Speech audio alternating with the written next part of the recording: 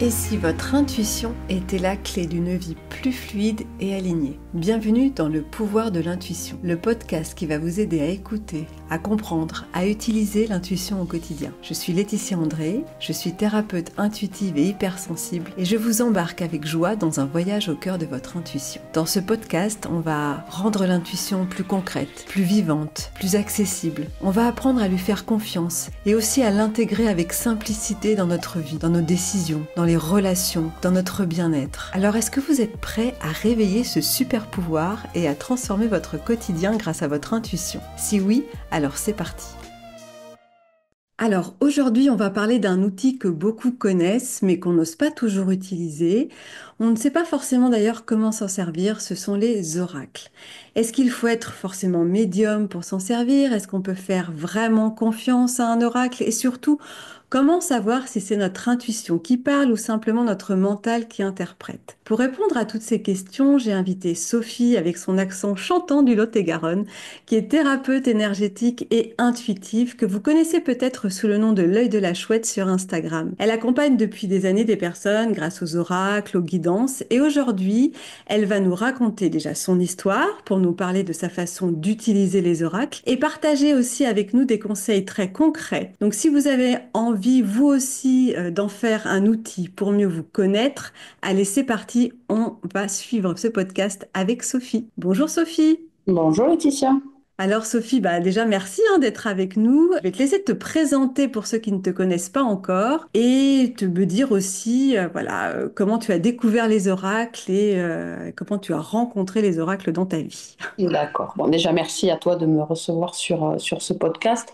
Alors moi, j'ai pas vraiment de date ni de souvenir précis du moment où j'ai croisé la route des oracles. J'ai un petit peu l'impression que ça m'a toujours fascinée. Alors, je dirais que dans ma vingtaine d'années, j'ai commencé à m'y intéresser, à avoir les premiers dans les mains. J'ai longtemps gardé ça secret ou réservé à des proches. Voilà, c'était quelque chose qui était, comment dire, faisait partie de ma vie, mais pas partie majoritaire ou intégrante de ma vie. Puis les circonstances de la vie, justement, ont fait que à l'âge de 45 ans, c'est devenu une activité professionnelle. Et donc, je propose des guidances, mais aussi des ateliers d'initiation pour apprendre à se servir des oracles pour soi, pour les autres, et en faire un véritable outil de développement personnel. La première fois que tu as utilisé un oracle, est-ce que tu t'attendais à quelque chose de précis? Oui, oui, vraiment. Je m'attendais à avoir une réponse précise à ma question. Et les oracles donnent une tendance, une énergie, une réponse, mais pas un oracle ne répond jamais par oui ou par non.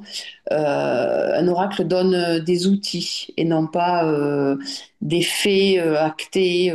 Voilà. C'est quoi pour toi, Sophie, être plus dans la guidance par rapport à un oracle? C'est quoi pour toi être guidée par rapport à un oracle? Alors, être guidé par un oracle, tu veux dire? Être guidé par un oracle, ça veut Alors, dire quoi pour toi? être guidé par un oracle, c'est accepter, demander à l'oracle des précisions, des éclaircissements sur une situation donnée dans sa vie, dans des domaines aussi différents que le sentimental, le professionnel. Voilà, c'est demander à l'oracle quelle est l'énergie de cette situation, quelle est l'énergie de cette personne avec laquelle je suis en relation, mais que peut-être j'ai mon intuition au premier abord me donne peut-être pas toutes les infos, donc je vais demander à l'oracle ce que lui aura à me dire sur cette situation ou sur cette personne. Oui. Donc, c'est pas de la voyance, toi, la façon dont tu utilises l'oracle n'a rien à voir avec la voyance. Alors, bien sûr que dans une guidance, on voit des choses qui vont arriver, des choses qui se sont produites dans le passé ou des choses qui se produisent là, à l'instant T de la guidance, dans la vie de la personne qui vient me voir. Mais effectivement, la voyance, il y a cette notion de calendrier bien précis d'événements qui vont se dérouler. OK. La guidance, c'est comme une grosse boîte à outils, en fait. La guidance, elle est là pour éclairer le chemin. Et pour éclairer le chemin, on donne des outils, on donne des messages, on donne ces messages qui me sont, moi, donnés par l'oracle, en fait, et par mon intuition, puisque les deux travaillent ensemble, pour avoir peut-être un angle différent de la situation, ou un résultat, au final, ou les choses à mettre en action et à mettre en œuvre dans sa vie. Parce qu'on reste quand même, enfin, la personne qui vient me voir en guidance, et ça je le précise systématiquement, l'acteur principal de cette pièce-là, c'est elle. Donc, Bien sûr. voilà, Ouais. c'est elle qui fait, voilà, qui déroule son chemin de vie et qui fait ce qu'elle a à faire pour arriver à mener à bien ses projets ou voilà, son chemin de vie. C'est son chemin de vie et l'oracle sert un peu à débroussailler, on va dire, des fois, ces moments de chemin de vie où les choses sont peut-être un peu floues, un peu confuses, un peu compliquées, où l'intuition de la personne bloque un peu sur ces choses-là. Et moi, je suis là pour éclairer tout ça. Ah, ok. Et du coup, enfin, on en avait un petit peu discuté, hein, toutes les deux, quand on a préparé ce podcast, et je trouvais que c'était hyper intéressant. La notion de l'oracle. Qu'est-ce qu'un oracle? Déjà, dans le mot oracle, dans l'histoire de l'oracle, on a déjà des réponses comme ça, hein, Sophie? L'oracle à la base, c'est un être humain et c'est une femme que l'on venait consulter pour comprendre et savoir avant d'agir face à une situation. Donc rien de exactement ce qui se passe aujourd'hui. Donc on a des traces des premiers oracles en Grèce antique. À ce moment-là, l'oracle fait partie intégrante de la religion. La Pythie, qui est porte-parole d'Apollon et qui fait partie des oracles de Delphes, est une des plus, on va dire, connues. Et on venait la voir pour lui poser des questions. Donc, elle travaillait sans support et on venait lui poser des questions. Et en fait, elle était canal de réception de messages qu'elle transmettait aux gens qui venaient la voir. Ensuite, au Moyen Âge, les oracles ont été taxés de paganisme, donc ça a été interdit. Bon, la Mm. pratique a continué discrètement. Ils retrouvent un peu leur place, les oracles, à la Renaissance, mais c'est réservé aux gens de pouvoir, vraiment. Et les premiers supports, les premiers jeux de cartes, d'après les recherches que moi j'ai pu faire, hein, je ne prétends pas détenir la vérité absolue, mais les premiers jeux de cartes comme support seraient apparus au XVe siècle, avec un des plus connus, qui s'appelle le Lenormand, qui a été Ah créé ouais. par Marianne Lenormand, qui était une proche du pouvoir de l'époque. Ensuite, au XXe siècle, l'oracle se popularise avec des jeux qui ont été créés, alors dont le nom parle à beaucoup, hein, le Béline, l'oracle Mm. de G, l'oracle de la Triade, l'oracle bleu, etc., etc. Et cetera. Et puis au XXIe siècle, là, ça a vraiment connu une expansion majeure avec l'apparition de toutes sortes d'oracles et l'apparition de textes sur les cartes puisque les oracles créés avant tout cela n'étaient faits que d'images, de mots-clés, de chiffres, pas forcément de textes comment dire, qui orientaient l'interprétation. Ouais, parce que l'image en elle-même était porteuse d'un message et d'une énergie particulière, en fait. Exactement, Mm. c'est ça qui déclenche, pour moi, c'est ça qui déclenche l'intuition quand on Mm. consulte un oracle. C'est la combinaison des images qu'il y a sur la carte, des couleurs, voilà, l'oracle est un support pour déclencher le ressenti et il se passe plein de choses quand on prend le temps de regarder un oracle. Voilà, il peut déclencher des ressentis physiques, des sensations émotionnelles, etc., etc., et vraiment des énergies qui viennent nous donner des réponses. Alors après, on combine les cartes suivant les méthodes de tirage, mais c'est vraiment un appel à l'intuition. En fait, l'oracle est là pour déclencher l'intuition. Ah oui, et du coup, c'est super intéressant ce que tu dis, Sophie, parce que beaucoup de gens disent c'est difficile en fait pour moi de comprendre une carte, de faire la différence aussi entre ce que je ressens vraiment et ce que mon mental peut-être à me dire ou ce que j'ai aussi envie d'entendre. Est-ce que toi, déjà au début, ça a pu t'arriver d'avoir des doutes sur ce que tu ressentais ou quand tu voyais les cartes? Et puis, peut-être comment apprendre à faire confiance quelque part à cette impression, à ce ressenti. Parce que souvent, on tire les cartes assez vite. On prend pas le temps de ressentir la carte, j'ai l'impression, non? Alors, tout à fait. Au début, c'est pas simple du tout de distinguer quelle est la part du mental et quelle est la part de l'intuition. Et encore aujourd'hui, quand je fais un tirage pour moi, alors j'en fais très peu parce que j'ai beaucoup plus de mal à faire la part entre mon ressenti et mon intuition quand ça me concerne. Autant c'est aujourd'hui évident mes ressentis et mon intuition quand j'ai une personne en face de moi parce que je me connecte à son énergie, à l'énergie des oracles et c'est tout ça qui fait le contenu de la guidance. Ça se travaille en fait. Ça se Hmm, travaille un oracle en passant du temps avec lui. Voilà. En passant d'accord. du temps avec lui faut pas hésiter à passer j'allais dire des heures, hein, c'est peut-être exagéré, mais du temps à regarder les cartes, à s'imprégner en fait des cartes. Alors aujourd'hui, il y a des bouquins en complément des oracles, il y a des livrets, il y a même du texte sur les cartes, donc qui déjà donne quand même une direction. Mais après, vraiment, l'idée, c'est de travailler son intuition. Alors, évidemment que le support nous aide, mais par exemple, moi, sur une guidance, la même carte ou la même combinaison de cartes peut avoir une signification un peu différente suivant la personne que j'ai en face de moi. Et là, c'est pas du texte, c'est pas écrit sur un livre, c'est vraiment ce que moi je ressens. Souvent, en Bien sûr. guidance, il sort de ma bouche des informations qui transitent même pas par mon cerveau, quoi. Oui, bien sûr. Du coup, c'est peut-être ce qui perd aussi un petit peu les gens finalement entre le livre avec les explications déjà prédéfinies et peut-être le ressenti qu'ils peuvent avoir sur la carte dans le moment où ils tirent la carte et avec la question en particulier qu'ils peuvent poser, par exemple. Ben, exactement. Le livre sert de support, il sert de base.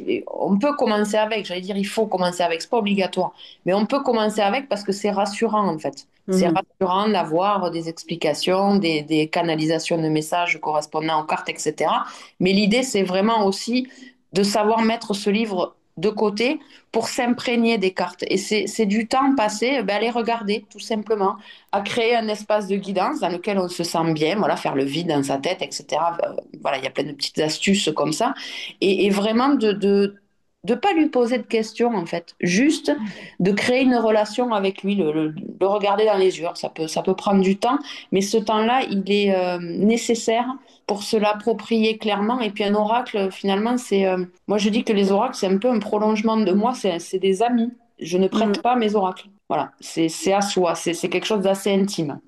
Et du coup, il y a des oracles. Toi, tu as des oracles de prédilection avec lesquels tu fais tes guidances? Oui, alors j'en ai plein. J'ai un bureau qui est rempli de boîtes avec pas mal d'oracles qui sont, on va dire, en attente, avec lesquels j'ai pas eu le temps de créer un lien tout particulier. Mais pour mes guidances, j'utilise trois oracles principalement. L'oracle bleu, avec lequel je fais, on va dire, 75% de la guidance, voilà, sans support, sans rien, enfin, avec juste l'oracle comme support, et lui me déclenche vraiment les ressentis qui font que je peux délivrer les messages.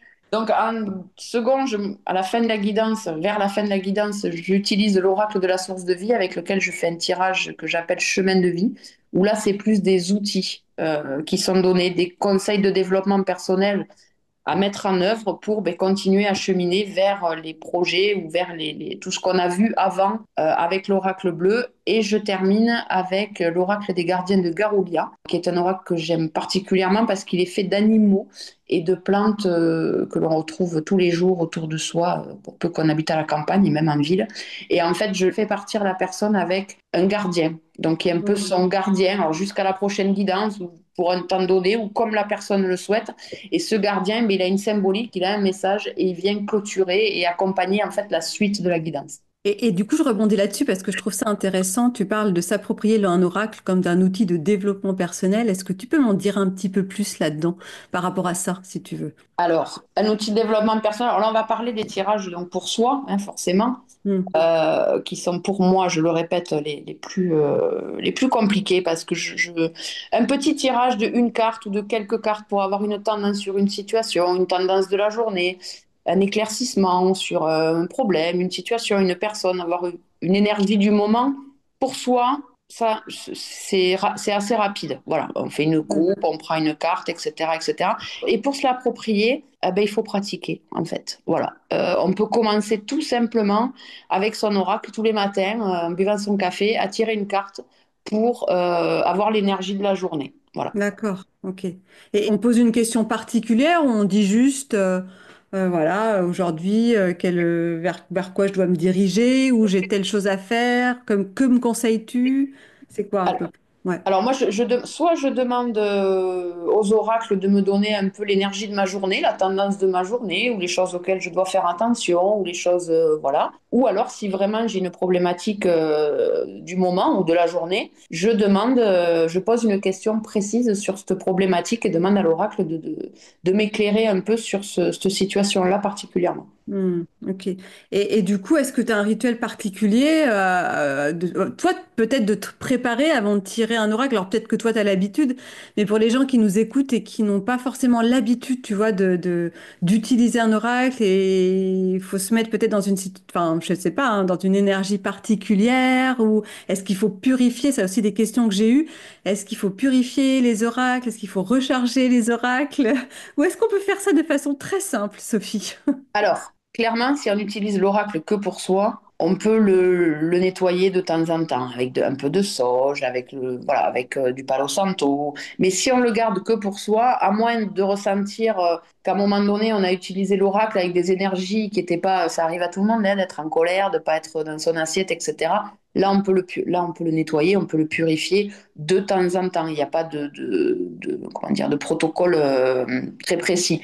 Par contre, quand on l'utilise comme moi pour faire des tirages à des personnes, moi, entre chaque personne que je reçois, je fais un petit rituel effectivement de nettoyage des oracles avec du palo santo, avec de la sauge, avec d'autres petits tips que je vais garder. Pour moi, voilà. Il y a une différence entre le faire pour soi et le faire pour une Pour autre les personne. autres. Voilà, et le faire pour les autres. Ok, d'accord. Et du coup, juste pour revenir dans cette idée, parce que je trouve ça intéressant aussi d'utiliser l'oracle comme outil vraiment de développement personnel, de poser des questions, pas forcément, tu vois, dans la guidance divinatoire, mais Ouais. d'avoir un petit peu un outil, oui, pour avancer sur soi, pour se dire qu'est-ce que je dois travailler encore sur moi. Comment toi, tu pourrais voilà, nous donner peut-être un conseil pour se dire, je fais confiance aussi à ce qui est marqué sur cette carte, ce qui est dit sur cette carte. Tout ça, c'est l'intuition. Alors, moi, je commence toujours les guidances, alors qu'elles soient pour des gens ou pour moi. Alors, pour moi, le rituel est peut-être un peu moins, on va dire, sophistiqué, mais par poser une intention. Et l'intention que je pose, c'est que je demande l'ouverture d'un espace sacré de guidance, en fait, une bulle. Voilà, dans laquelle je suis amenée à recevoir des messages. Voilà, alors on peut invoquer suivant ses croyances, on peut invoquer les anges, les archanges, son ange gardien, ses guides. On peut leur demander de venir à nos côtés pour justement fluidifier, on va dire, les messages, fluidifier les réponses et être nous en capacité de recevoir ces messages pleinement et ouvertement. Alors évidemment, tirer les oracles, c'est mieux et c'est fortement conseillé de le faire dans un lieu calme, on peut faire 5 petites minutes de méditation avant. L'idée, bien sûr, c'est de garder l'esprit ouvert, en fait. Voilà, c'est de vraiment de faire le vide et de garder l'esprit ouvert pour accueillir ces messages. Moi, j'allume toujours une bougie blanche, si possible, dans la pièce où je me trouve pour faire mon tirage ou pour le faire à une autre personne, pour travailler dans la lumière, en fait. Voilà. Et Hmm. j'ouvre cet espace de guidance et ensuite, je laisse les cartes me dire ce qu'elles ont à me raconter, si elles le veulent bien, parce que des fois, elles ne veulent pas. Oh, les vilaines. Et Ouais. pourquoi elles veulent pas? Elles veulent pas parce que peut-être qu'on a trop posé la question, peut-être parce Oui. que il y a des énergies qui font qu'on n'a pas à avoir cette réponse-là à ce moment-là. Voilà, il y a plein de petites choses qui font que des fois, alors c'est rare, hein, Ouais. mais il y a des fois, ben, l'oracle ne répond pas. Par contre, quand l'oracle a quelque chose à nous dire de très précis, quelle que soit la question qu'on pose, il va nous le répéter autant de fois que possible jusqu'à ce qu'on le comprenne, même si c'est désagréable, un peu déstabilisant, mais si on a vraiment un message à recevoir, Hmm. et il va nous le communiquer, quitte à être redondant sur la réponse. Bah écoute, moi je trouve ça très intéressant. En tout cas, merci de voilà d'avoir partagé ta passion quand même, hein. Je pense que c'est une passion, c'est ton travail, mais c'est aussi une passion Oui, oui, oui, oui. des oracles avec nous. Moi, j'ai adoré comprendre aussi que l'oracle c'était une personne. Je trouve que à la Oui. base de comprendre que c'était, on allait consulter un oracle, consulter une personne, et de le voir un petit peu comme ça, c'est un côté humain aussi là-dedans, dans le côté énergie. Je trouve ça plutôt beau. Et puis, ce que je retire aussi de ce que tu as dit et que je trouve hyper intéressant, hyper important, c'est de faire de l'oracle un ami. Bah, finalement, ça va bien avec le fait que ce soit une personne, mais de se l'approprier, de le ressentir dans voilà, dans notre vie. On va souvent vite, on prend une carte, on balaye ça vite fait, on veut vite avoir une réponse, on referme et terminer. Et peut-être qu'on prend peut-être pas assez le temps parfois voilà, de copiner avec cet oracle et je pense que ça, c'est un super outil que tu viens aussi de délivrer pour les gens. Donc, merci Sophie pour tous ces partages que tu viens de nous offrir. Pour tous ceux qui veulent te suivre et découvrir aussi bah, voilà, tes guidances, où est-ce qu'on peut te trouver, te retrouver? Dis-nous tout. Déjà, merci à toi de m'avoir invité, de m'avoir permis de parler de ma conception des oracles. Attention, je prétends pas Oui, oui. avoir la parole universelle, mais je pratique quand même depuis quelques années maintenant. Donc, on peut me retrouver sur ma page Instagram, sur laquelle je propose des tirages régulièrement pour les nouvelles lunes et les pleines lunes, donc sous le pseudo de l'œil de la chouette. Sur ma page Facebook, l'œil de la chouette aussi, et sur ces deux pages, vous trouverez toutes les coordonnées pour me contacter et me poser des questions si vous le souhaitez après avoir écouté ce podcast. Eh bien, merci Sophie. Avec plaisir, merci à toi. Si vous avez aimé cet épisode, pensez à laisser 5 étoiles ou commenter, à le partager à quelqu'un qui a besoin de développer, de faire confiance en son intuition et aussi de mieux comprendre les oracles. Si vous avez envie d'aller plus loin dans l'écoute de vos ressentis, retrouvez-moi sur Instagram laetitia.andré.énergétique ou Sophie sous le nom de l'œil de la chouette, toujours sur Instagram. Et moi, je vous dis à très vite pour un nouvel épisode du pouvoir de l'intuition. À bientôt! C'est déjà la fin de cet épisode, j'espère qu'il vous aura aidé à voir votre intuition autrement. Dites-moi en commentaire ce que vous en avez pensé et si vous voulez aller plus loin, vous pouvez me suivre sur Instagram, tous les liens sont dans la bio. N'hésitez pas à partager cet épisode si vous connaissez quelqu'un qui aurait bien besoin d'écouter son intuition un peu plus. En tout cas, on se retrouve très vite pour un nouvel épisode. D'ici là, observez, testez, faites confiance à cette petite voix intérieure. À bientôt!